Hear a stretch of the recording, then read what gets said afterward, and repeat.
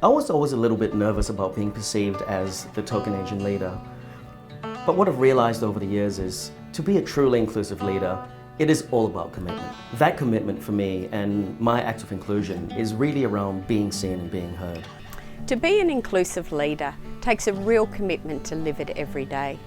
Personally, I'm very passionate about diversity, and in particular when it comes to gender, I'm very mindful to hold myself to account, and where it's not 50-50, asking why not. Being an inclusive leader is about having the courage to stop exclusive acts or disrespectful behaviour when it happens. Call it out in a respectful way that reminds our staff of our inclusive values. Remember, the standard you walk past is the standard you accept. I think being an inclusive leader is about having the courage to challenge the status quo. And one way that I do that is by running the ruler over everything that I do, all the presentations that I give, all the documents that I write. I'm always asking myself, the images that I've used, the language that I've used, does that make everyone feel included, or have I spoken to just one group of people? Have awareness of and know your biases. Self-regulate your behaviour. Schedule decision-making moments that matter, particularly with regard to top talent, for those moments you're most energised. It takes energy and focus to check yourself.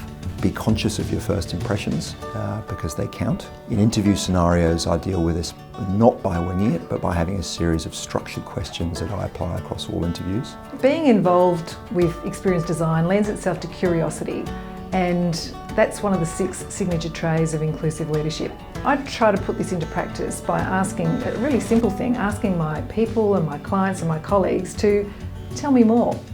And it's about trying to gather as many perspectives and keep an open mind through the problem solving and decision making processes. Curiosity is more than just asking questions. It's about truly understanding other perspectives. To do this, I like to rewind and play back. And what I mean by this is using things like paraphrasing to show the person that I've truly listened and understand their perspective. Being culturally intelligent is a key signature trait of inclusive leadership. Rather than try and be an expert of everything, become a master of one. Think about a culture that resonates with you, that you have a curiosity in, and learn as much as you can about that culture and soak in it and become that master of one in that culture. That'd be a terrific start. One of the features of cultural intelligence is really about thinking about how you adapt to the culture of the people that you're working with and the people who are in your team. A wise person once said to me, in our line of business, one of the most important things to do is actually to be a cultural traveller. To travel around different cultures, go to different countries and work in different parts of our business so that you can really absorb how people think and work differently, to really work out how you work with them. To truly be collaborative, it's important that everybody's voice is heard. One way we can do that is just by speaking last. That way we can listen to what everybody else has to say, and then we have the opportunity to clarify. Being an inclusive leader is about fostering collaboration within the workplace. As you know, I'm passionate about spatial design. My act of inclusion is to break down barriers and build bridges across the organisation, particularly within the workplace.